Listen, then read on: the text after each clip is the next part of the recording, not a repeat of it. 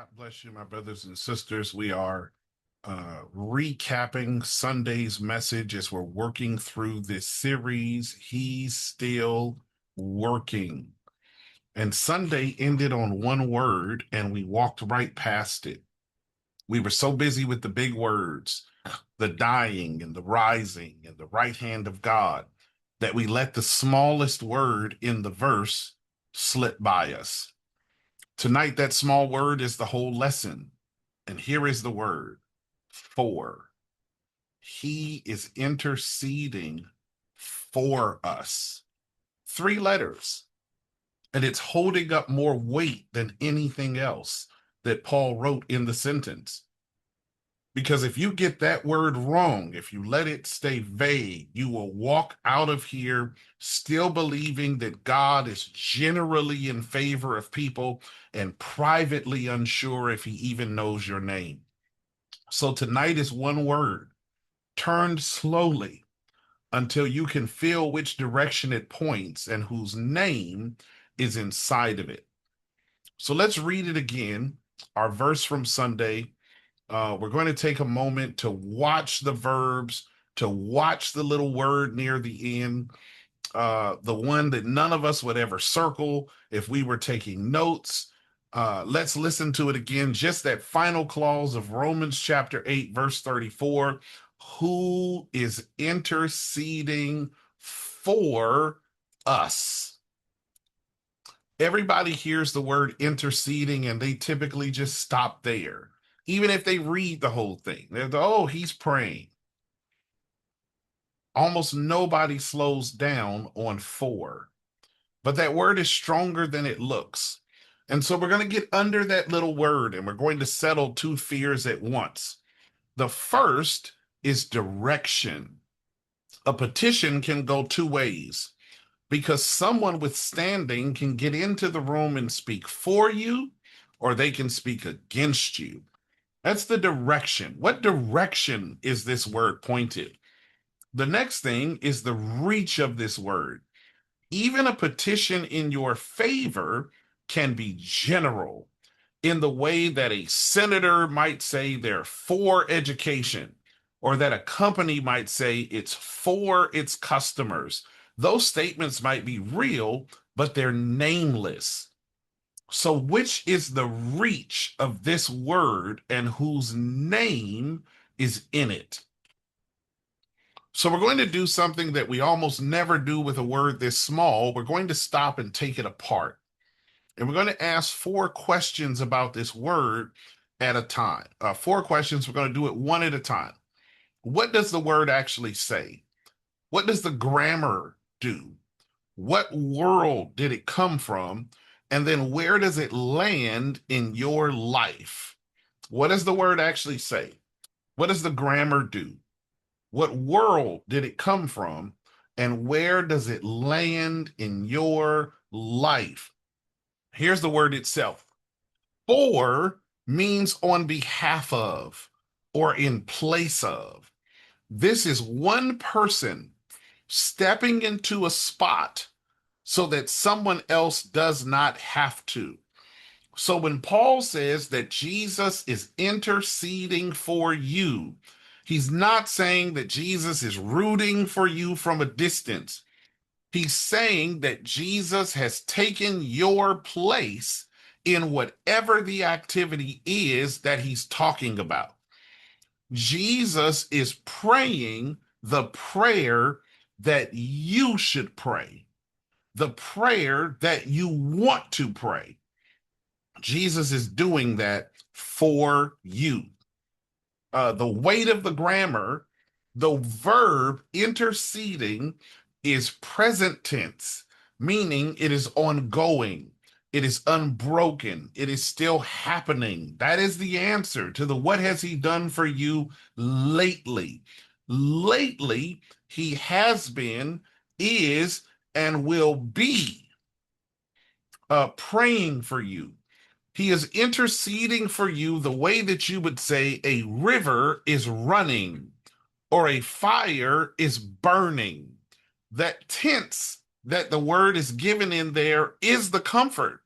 This is not a thing that he did, past tense. It's a thing that he's doing in the right now. What is the world around it? Where did it come from? To intercede was to use access that you had on behalf of someone else who had none. Someone with standing would reach the one in power and then spend that access on a name that was not their own. The Hebrew mind knew the shape of it. Moses on the mountain with the people, too afraid to climb. Abraham pleading over a doomed city. The priests carrying the whole nation to a God that they could not approach for themselves. Someone always had to go in for you. And Paul's announcement is that someone still does. And this time, he never comes back out. What's really odd about this is when the veil was rent, when it was torn in the temple, and now we had free access to God.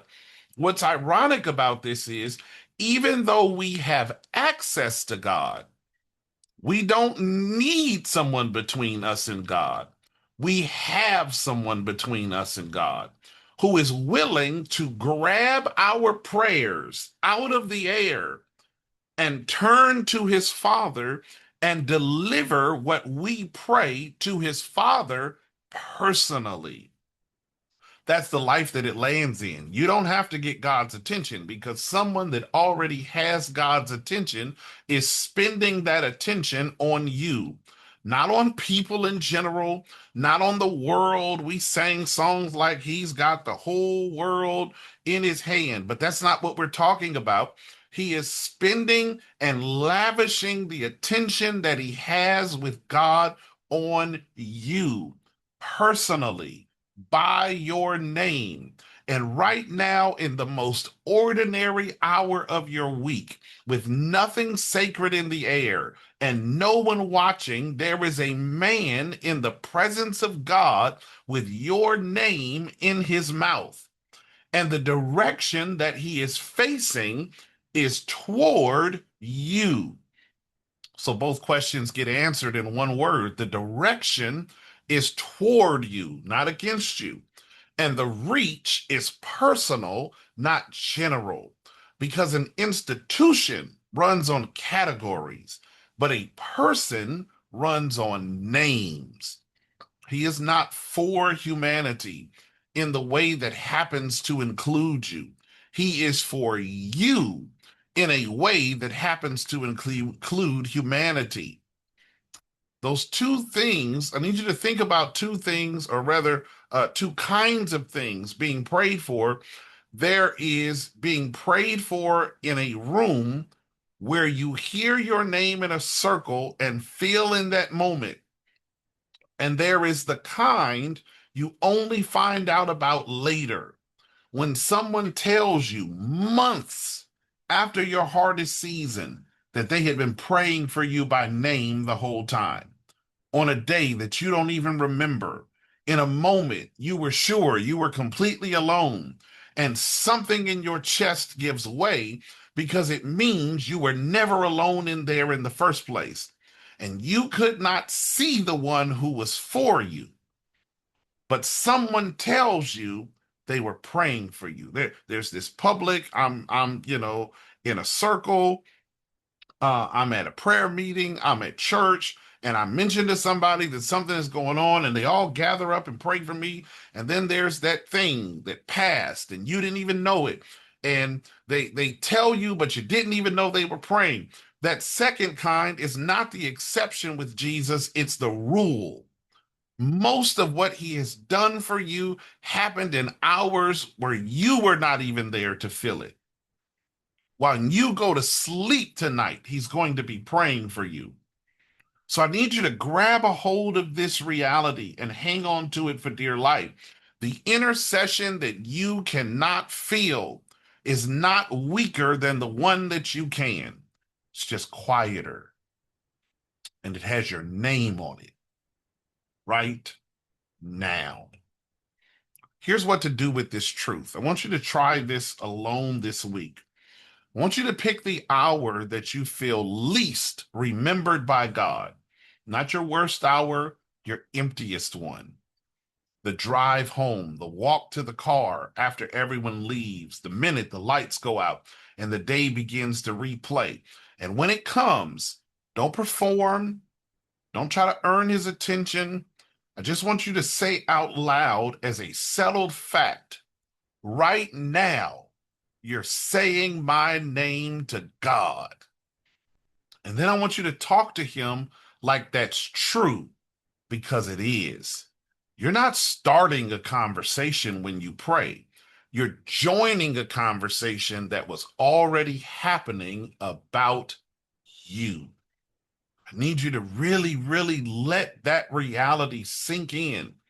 Every time you talk to God, you're joining a conversation that's already in progress. You don't have to feel alone for it to be true, because the man at the right hand does not begin interceding when you tune in and stop when you tune out. He was interceding for you before you knew his name. He's interceding for you in this exact hour, and he'll be interceding for you when you have no strength left to pray for yourself. So here are your reflection questions for this week, as is our custom. There's 3 of them.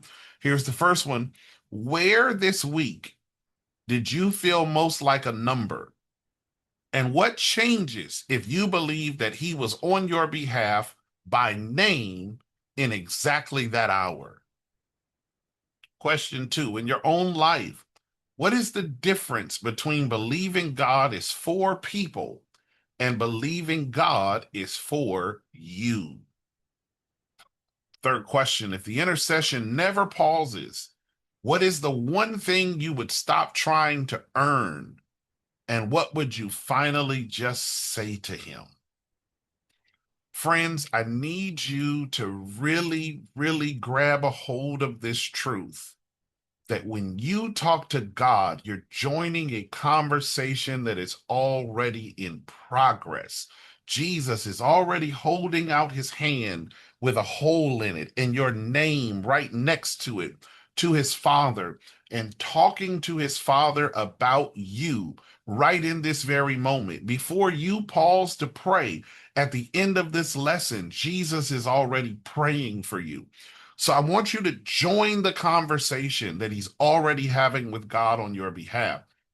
And I want you to begin to talk to God, not like an expert, not like you need some fancy or flowery words. Let Jesus worry about how to frame what you're saying, and just talk to him like a person, because the person that is sitting between you and God is the man, Christ Jesus. He is your high priest who can be touched with the feeling of your infirmities, because he was in all points tempted, just like you, and without sin. There's nothing that you're going through that he does not understand. There's nothing that's on your mind that he cannot comprehend. So just take a moment now before you log off tonight and join that conversation and begin to talk to God from your heart. Share with him what's on your heart, where you need him most. Be sure to thank him for the reality that he's praying for you, even when you don't realize it, that his prayers are what has kept you from danger seen and unseen, that his prayers are what have opened doors for you and made ways for you that you didn't even realize he was making. Give him the credit for a conversation that is already happening. God bless you, my brothers and sisters, and we'll see you on Sunday morning.